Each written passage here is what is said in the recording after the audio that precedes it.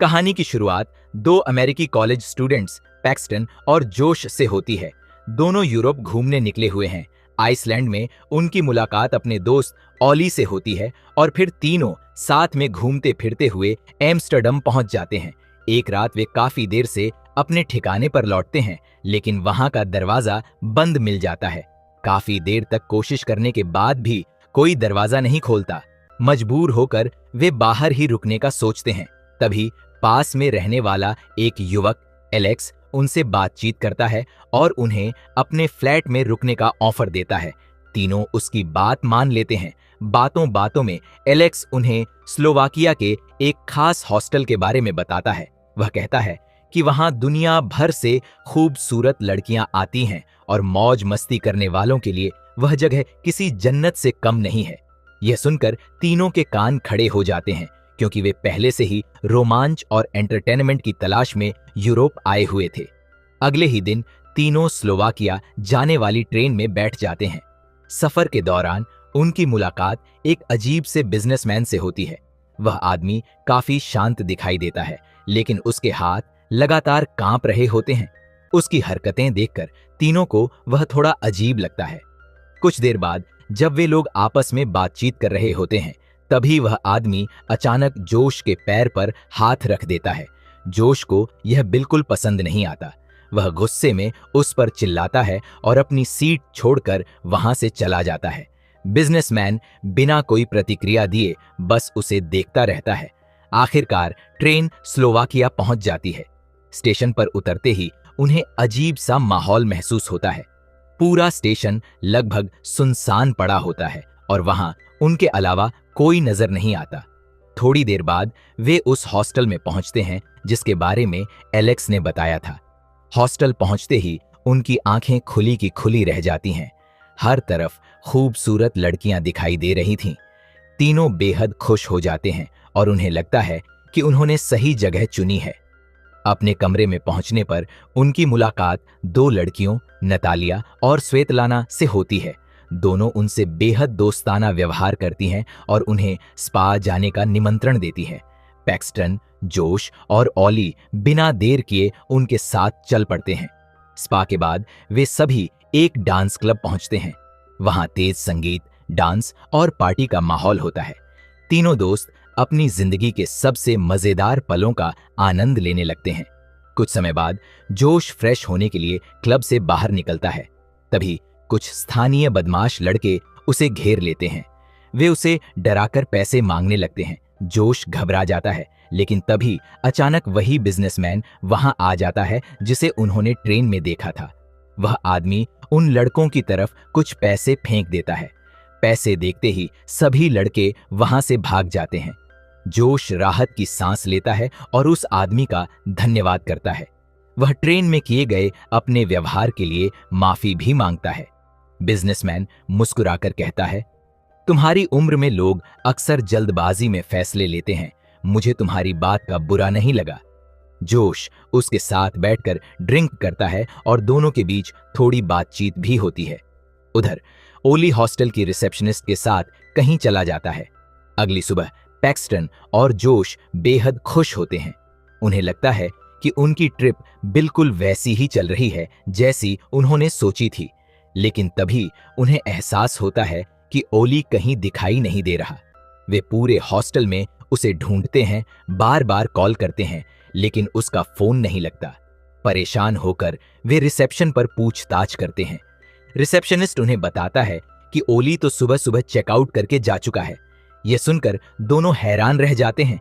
ओली बिना बताए उन्हें छोड़कर कभी नहीं जा सकता था। तभी एक जापानी लड़की काना उनके पास आती है। वह अपने फोन में एक तस्वीर दिखाती है जिसमें ओली और उसकी दोस्त यूकी साथ दिखाई दे रहे होते हैं। काना बताती है कि उसकी दोस्त यूकी भी अचानक गायब हो गई है। उसे शक है कि दोनों के साथ कुछ गलत हुआ है। कुछ देर बाद ओली के नंबर से एक मैसेज आता है। उसमें एक फोटो होती है और लिखा होता है कि वह सुरक्षित अपने घर पहुंच चुका है। लेकिन दर्शकों को सच्चाई दिखाई जाती है। असल में ओली जिंदा नहीं था। किसी ने उसकी बेरहमी से हत्या कर दी थी और उसका सिर धड़ से अलग कर दिया था। वहीं दूसरी तरफ यूकी को भी भयानक यातनाएं दी जा रही थीं। हालांकि पैक्सटन, जोश और काना अभी इस सच्चाई से पूरी तरह अनजान थे। अब उन्हें लगने लगा था कि इस जगह में कुछ बहुत बड़ा और खतरनाक रहस्य छिपा हुआ है। ऑली के गायब होने और रहस्यमयी मैसेज मिलने के बाद पैक्सटन, जोश और काना काफी परेशान हो जाते हैं। तीनों को महसूस होने लगता है कि मामला साधारण नहीं है। काना अपनी दोस्त यूकी को ढूंढना चाहती है, जबकि जोश अब इस जगह से जल्द निकल जाना चाहता है। दूसरी तरफ पैक्सटन अभी भी पूरी तरह आश्वस्त नहीं था कि कोई बड़ा खतरा उनके आसपास मौजूद है। तीनों वहां से निकलने की तैयारी ही कर रहे होते हैं कि तभी नतालिया और स्वेतलाना फिर से उनके सामने आ जाती है। दोनों लड़कियां उन्हें एक और पार्टी में चलने के लिए मनाने लगती है। जोश पहले तो साफ मना कर देता है, लेकिन पैक्सटन के समझाने पर वह अनमने मन से तैयार हो जाता है। इसके बाद वे सभी एक बार फिर उसी क्लब में पहुंचते हैं। क्लब में पहुंचकर नतालिया और स्वेतलाना उन्हें ड्रिंक ऑफर करती है। दोनों दोस्तों को बिल्कुल अंदाजा नहीं होता कि उनकी ड्रिंक में कुछ मिलाया जा चुका है। धीरे धीरे जोश की तबीयत बिगड़ने लगती है, उसे चक्कर आने लगते हैं और वह वापस हॉस्टल लौट आता है। कमरे में पहुंचते ही उसकी आंखों के सामने अंधेरा छा जाता है और वह बेहोश होकर गिर पड़ता है। उधर पैक्सटन की हालत भी खराब होने लगती है। वह खुद को संभालने की कोशिश करता है, लेकिन नशे का असर उस पर भी तेजी से बढ़ रहा था। वह गलती से एक स्टोर रूम में पहुंच जाता है और कुछ ही देर बाद बेहोश हो जाता है। जब जोश की आंख खुलती है तो वह खुद को एक अजनबी कमरे में पाता है। उसके हाथ पैर मजबूती से एक कुर्सी से बांधे गए थे।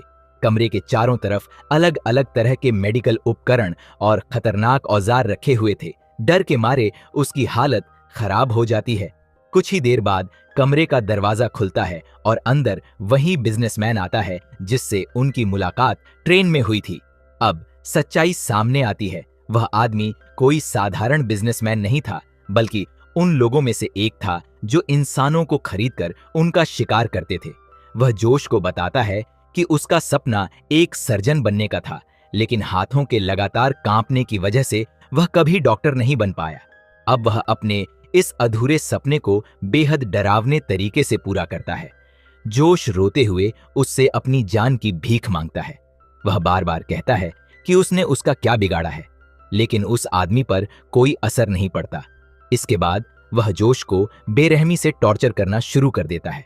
वह उसके शरीर पर ड्रिल चलाता है और उसे असहनीय दर्द देता है। जोश चीखता रहता है, लेकिन उसकी आवाज सुनने वाला वहां कोई नहीं था। कुछ समय बाद वह आदमी जोश के बंधन खोल देता है और कहता है कि अगर वह भाग सकता है तो भाग जाए। जोश पूरी ताकत लगाकर वहां से निकलने की कोशिश करता है, लेकिन गंभीर चोटों की वजह से वह ठीक से चल भी नहीं पा रहा था। वह फर्श पर घिसटते हुए दरवाजे की तरफ बढ़ता है, लेकिन उसकी यह कोशिश भी नाकाम साबित होती है। बिजनेसमैन उसे पकड़ लेता है और आखिरकार उसकी बेरहमी से हत्या कर देता है। इधर दूसरी तरफ पैक्सटन को भी होश आ चुका था। वह किसी तरह वापस हॉस्टल पहुंचता है, लेकिन वहां पहुंचकर उसे और भी बड़ा झटका लगता है। रिसेप्शनिस्ट उसे बताता है कि वह तो सुबह ही चेकआउट करके जा चुका है।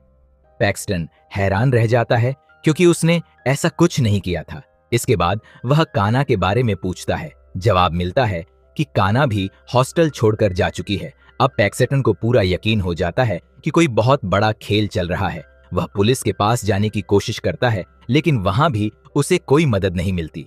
पुलिस वाले उसकी बात को गंभीरता से लेने के बजाय टालने लगते हैं। इससे उसका शक और बढ़ जाता है। वह वापस हॉस्टल लौटता है और नतालिया तथा स्वेतलाना से जोश के बारे में सवाल करता है। पहले तो दोनों लड़कियां बात घुमाने की कोशिश करती हैं, लेकिन जब पैक्सटन लगातार दबाव बनाता है तो वे उसे बताती हैं कि उन्होंने जोश को एक आर्ट एग्जीबिशन में देखा था। नतालिया उसे वहां ले जाने का प्रस्ताव देती है। पैक्सटन उसके साथ चल पड़ता है। कुछ देर बाद वे एक पुरानी और सुनसान फैक्ट्री के सामने पहुंचते हैं। बाहर से यह जगह सामान्य दिखाई देती है, लेकिन अंदर कुछ ऐसा चल रहा था जिसकी कल्पना भी नहीं की जा सकती थी। जैसे ही पैक्सटन अंदर पहुंचता है, उसके पैरों तले जमीन खिसक जाती है। वह देखता है कि जोश की लाश वहां मौजूद है और उसके शरीर के साथ बेहद भयानक अत्याचार किया जा चुका है। अब उसे समझ आ जाता है कि उसके दोस्त के साथ क्या हुआ, लेकिन इससे पहले कि वह वहां से भाग पाता, सुरक्षा गार्ड उसे पकड़ लेते हैं और यहीं से उसकी जिंदगी का सबसे डरावना अध्याय शुरू होता है। गार्ड उसे घसीटते हुए एक अलग कमरे में ले जाते हैं। कमरे में पहुंचते ही उसके हाथ पैर एक कुर्सी से बांध दिए जाते हैं। अब पैक्सटन को भी उसी खौफनाक खेल का हिस्सा बनाया जाने वाला था जिसका शिकार उसके दोस्त बन चुके थे। थोड़ी देर बाद एक आदमी कमरे में आता है। वह उन अमीर ग्राहकों में से एक था जिन्होंने इंसानों को टॉर्चर करने के लिए भारी रकम चुकाई थी। वह पैक्सटन को यातनाएं देना शुरू कर देता है। इसी दौरान एक खतरनाक उपकरण उसके हाथ के पास आ जाता है और संघर्ष के बीच उसकी कुछ उंगलियां कट जाती हैं। दर्द से पैक्सटन चीख उठता है, लेकिन उसी अफरा तफरी में उसकी हथकड़ी भी ढीली हो जाती है। यही मौका देखकर वह खुद को आजाद कर लेता है। जैसे ही टॉर्चर करने वाला आदमी उसकी तरफ बढ़ता है, उसका पैर फिसल जाता है और वह नीचे गिर पड़ता है। पैक्सटन तुरंत मौके का फायदा उठाता है और वहां मौजूद हथियार से उसे खत्म कर देता है। गोली की आवाज सुनकर कई गार्ड दौड़ते हुए उसकी तरफ आते हैं। पैक्सटन जल्दी से वापस कुर्सी पर बैठ जाता है और ऐसा दिखाने लगता है जैसे वह अभी भी बंधा हुआ है। जैसे ही गार्ड कमरे के अंदर आते हैं, वह उन पर हमला कर देता है। अचानक हुए इस हमले की वजह से गार्ड संभल नहीं पाते और पैक्सटन वहां से निकल भागता है। भागते हुए वह फैक्ट्री के अलग अलग हिस्सों में पहुंचता है। वहां जो कुछ वह देखता है, उसे देखकर उसके होश उड़ जाते हैं। पूरी इमारत के अंदर कई कमरे बने हुए थे जहां अलग अलग देशों से लाए गए लोगों को कैद करके रखा गया था। अमीर ग्राहक उन्हें खरीदते थे और फिर अपनी विकृत इच्छाओं को पूरा करने के लिए उन पर अत्याचार करते थे। हर तरफ दर्द भरी चीखें गूंज रही थीं। कुछ देर बाद पैक्सटन एक ऐसे कमरे में पहुंचता है जहां कई लाशें रखी हुई थीं। उन्हीं में उसे अपने दोस्त जोश की लाश भी दिखाई देती है। अपने दोस्त की हालत देखकर उसकी आंखें भर आती हैं, लेकिन वहां रुकना मौत को दावत देने जैसा था। वह आगे बढ़ता है और मौका मिलते ही एक कर्मचारी को बेहोश करके उसके कपड़े पहन लेता है। अब वह भीड़ में आसानी से घुल मिल सकता था। कपड़े बदलने के बाद उसे उस कर्मचारी की जेब में एक कार्ड मिलता है। उस कार्ड पर लिखा था एलीट हंटिंग। अब पूरी सच्चाई उसके सामने थी। यह कोई साधारण संगठन नहीं था। यह एक गुप्त नेटवर्क था जहां दुनिया भर के अमीर लोग पैसे देकर इंसानों का शिकार करते थे। अलग अलग देशों के लोगों की अलग अलग कीमत तय थी। अमेरिकी नागरिकों की कीमत सबसे ज्यादा थी क्योंकि उन्हें प्रीमियम टारगेट माना जाता था। इसी दौरान एक व्यक्ति उसे ग्राहक समझकर बातचीत करने लगता है। वह बताता है कि उसने एक जापानी लड़की को खरीदा है और उसके साथ क्या करने वाला है। पैक्सटन तुरंत समझ जाता है कि वह लड़की और कोई नहीं बल्कि काना है। जैसे ही वह आदमी वहां से जाता है, पैक्सटन उसका हथियार उठाता है और काना को बचाने निकल पड़ता है। कुछ देर बाद वह उस कमरे तक पहुंच जाता है जहां काना को कैद करके रखा गया था। अंदर का दृश्य बेहद भयावह था। काना पर पहले ही काफी अत्याचार किए जा चुके थे और उसकी हालत बहुत खराब थी। पैक्सटन बिना समय गंवाए उस व्यक्ति को मार गिराता है और काना को वहां से बाहर निकालता है। अब दोनों किसी तरह फैक्ट्री से भागने की कोशिश करने लगते हैं। बाहर पहुंचकर उन्हें एक कार मिल जाती है और वे तेजी से वहां से निकल जाते हैं, लेकिन खतरा अभी खत्म नहीं हुआ था। फैक्ट्री के लोग और उनके गार्ड लगातार उनका पीछा कर रहे थे। रास्ते में पैक्सटन की नजर नतालिया, स्वेतलाना और एलेक्स पर पड़ती है। उसे समझ आ चुका था कि इन तीनों ने शुरुआत से ही उसे और उसके दोस्तों को जाल में फंसाया था। गुस्से और बदले की आग में जलते हुए वह उन्हें कुचल देता है और आगे बढ़ जाता है। कुछ दूरी पर पुलिस की चेकिंग चल रही थी, लेकिन जल्द ही उसे एहसास हो जाता है कि पुलिस भी इस पूरे नेटवर्क का हिस्सा है। अब उसके पास भागने के अलावा कोई दूसरा रास्ता नहीं था। किसी तरह वह और काना स्टेशन तक पहुंच जाते हैं, लेकिन वहां भी उनके दुश्मन मौजूद थे। चारों तरफ उन्हें तलाशा जा रहा था। इसी बीच काना की नजर एक शीशे पर पड़ती है। वह पहली बार अपने चेहरे की हालत देखती है। अपने साथ हुई भयावह घटना को देखकर वह पूरी तरह टूट जाती है। निराशा और दर्द से भरी काना अचानक सामने आती हुई ट्रेन के आगे कूद जाती है। कुछ ही सेकंड में उसकी मौत हो जाती है। यह दृश्य देखकर वहां मौजूद सभी लोग घबरा जाते हैं और पूरा स्टेशन अफरा तफरी में बदल जाता है। यही मौका देखकर पैक्सटन वहां से निकलकर एक ट्रेन में सवार हो जाता है। अब उसे लगता है कि वह आखिरकार बच निकला है, लेकिन तभी उसकी नजर उसी बिजनेसमैन पर पड़ती है जिसने जोश को यातनाएं दी थीं।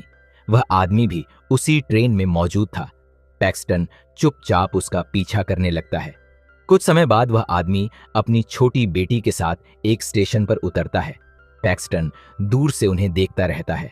जब वह आदमी अपनी बेटी से कुछ देर के लिए अलग होता है, तब पैक्सटन उसे सबक सिखाने का फैसला करता है। थोड़ी देर बाद वह आदमी अपनी बेटी को ढूंढता रह जाता है, लेकिन उसे कहीं नहीं पाता। उसे सिर्फ उसकी बेटी का खिलौना दिखाई देता है। उधर पैक्सटन उस बच्ची को अपने साथ लेकर वहां से जा चुका होता है। फिल्म यह साफ नहीं दिखाती कि आगे उसके साथ क्या हुआ, लेकिन यह संकेत जरूर देती है कि पैक्सटन ने उस आदमी को वही दर्द महसूस कराने का फैसला किया जो उसने दूसरों को दिया था। आखिर में हमें पता चलता है कि एलीट हंटिंग नाम का यह संगठन दुनिया भर के अमीर और ताकतवर लोगों का एक गुप्त नेटवर्क है। यहाँ इंसानों को सामान की तरह खरीदा और बेचा जाता है।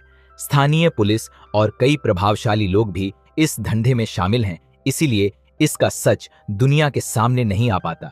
यहीं पर इस खौफनाक और रोंगटे खड़े कर देने वाली कहानी का अंत हो जाता है। अगर आपको यह कहानी पसंद आई हो तो वीडियो को लाइक करें, चैनल को सब्सक्राइब करें और ऐसे ही शानदार मूवी एक्सप्लेनेशन के लिए जुड़े रहे। धन्यवाद।